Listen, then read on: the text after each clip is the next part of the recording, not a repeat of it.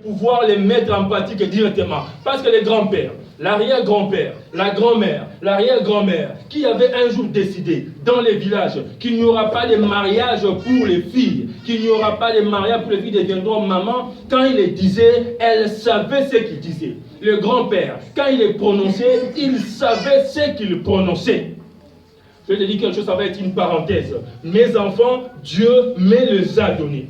Dieu me les a disposés. J'ai la possibilité d'en faire des grands par la déclaration. J'ai la possibilité aussi d'en faire d'être personnes par mes déclarations aussi, par ma manière d'être. Alléluia. Papa Conseil a déjà témoigné, maman Fifi a déjà témoigné, j'ai déjà témoigné. Si tu as des parents qui déclarent, qui proclament, qui disent des choses sur toi, ce qu'ils disent arrivera. Les frères, j'ai déjà témoigné, je parle des témoins qui sont encore plus récents. Quand ils disent, quand ils pensent, ce qu'ils pensent arrivera. Parce que Dieu t'a créé avec leur pouvoir de procréation. Donc ce qu'ils disent sur toi là arrive. Regarde dans certaines coutumes, dans certaines traditions, les mamans, quand un enfant naît avec une tête qu'on ne veut pas que l'enfant puisse avoir une nique un peu plus avancée, la maman touche, la maman parle, la maman touche, parle, et l'enfant grandit, il n'y a pas de nuque. Dieu voudrait bien qu'il y ait une nuque, parce que c'est ça la morphologie normale. Il voudrait bien qu'il y en a. Mais parce qu'il a donné le pouvoir à cette maman de changer la forme de la tête de son enfant, son front, tiré ici pendant qu'elle est bébé, tiré par là, l'enfant devient ce que la maman veut. Qu'elle soit chrétienne, qu'elle soit musulmane, qu'elle soit païenne, qu'elle soit animiste, l'enfant prend la forme que la maman lui donne. Alors ne te base pas sur je suis combattant, j'ai fait les P11, j'ai fait les P12, je suis passé à la délivrance. Ces gens, ils ont reçu un pouvoir de la part du Seigneur. Tu ne dois pas jouer avec ta vie. S'ils ont reçu ce pouvoir, pour renverser ce pouvoir, il te faut un autre pouvoir. C'est-à-dire quand j'adore avec pouvoir et puissance.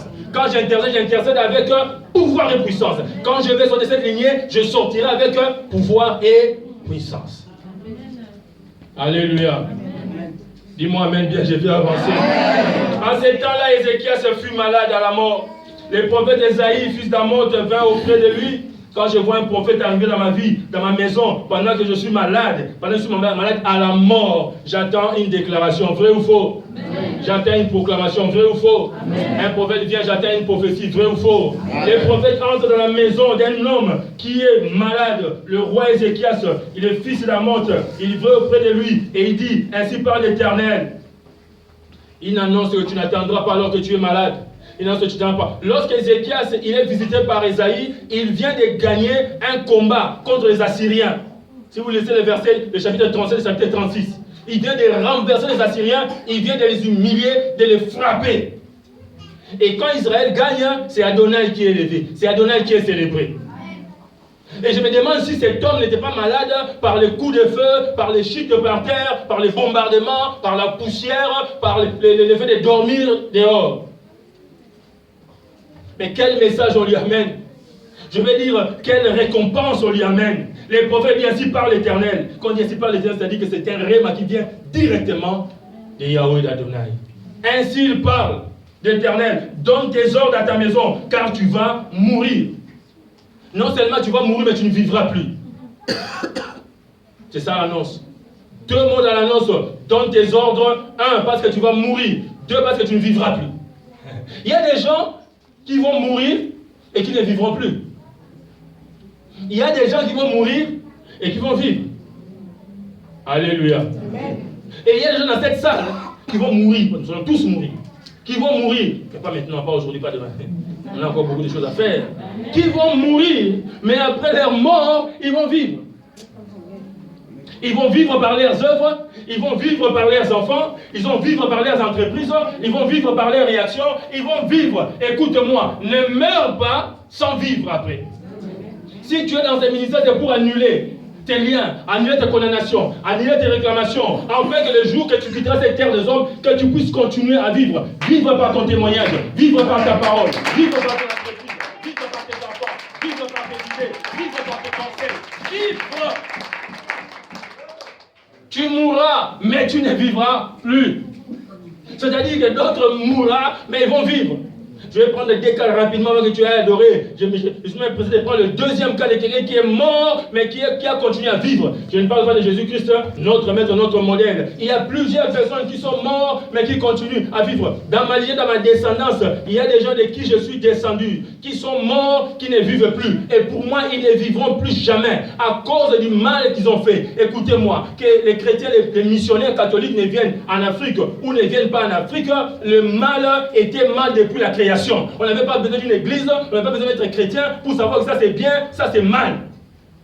Que je te lève un matin à cause du poisson, que tu dises mes enfants, les enfants de mes enfants ne vont pas mettre au monde des enfants, ou bien vont mettre au monde des enfants détraqués, bien aimé, c'est un mal. Tu ne dois pas prendre comme raison, je ne connaissais pas encore la parole, je n'avais pas encore reçu Jésus comme Seigneur et Sauveur. C'est faux. Pour moi, tu ne vivras plus, tu es mort, disparais. Il n'y aura pas de monument pour toi, il n'y aura pas de photos pour toi, il n'y aura pas de nom pour toi. D'ailleurs, j'enlève ton nom, je l'efface.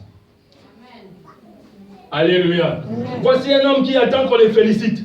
Voici un homme qui attend qu'on dise bravo, c'est bien fait. Mais qu'est-ce qu'on lui dit? Dans les ordres à la maison, quand tu vas mourir et tu ne vivras plus.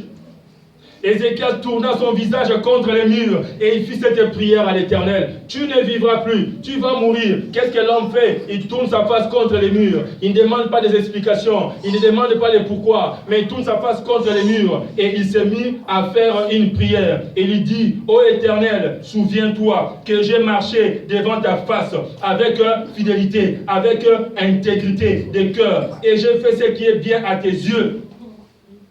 Souviens-toi, maman parlait tout à l'heure de souvenirs. Il faut avoir des prières de souvenirs. Est-ce que tu as quelque chose à présenter à Dieu comme un souvenir? Est-ce que tu as quelque chose à dire à Dieu que tu avais fait alors qu'on te dit que tes jours sont comptés, alors qu'on te dit c'est fini avec toi, alors qu'on te dit demain viens chercher la lettre de révocation? Est-ce que tu as quelque chose à dire à Dieu?